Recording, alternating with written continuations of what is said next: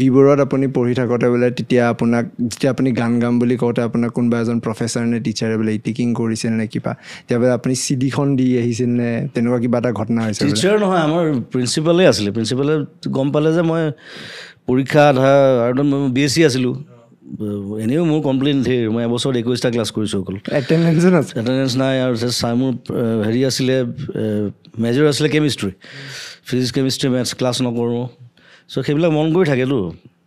আৰু আমাৰ সময়ত অকণমান ষ্ট্ৰিক্টো আছিলে সুধিলে মোক তই বোলে পেপাৰখন ফালি ওলাই আহিলি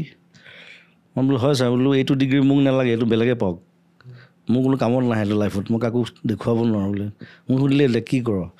বোলো মই মিউজিক কৰোঁ কম্প'জ কৰোঁ গান গাওঁ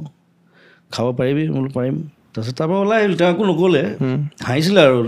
তেতিয়া মিউজিক কৰি খোৱাটো মানে চবৰে এটা প্ৰশ্ন আছিলে মনত বিশেষকৈ ছিনিয়ৰখিনিৰ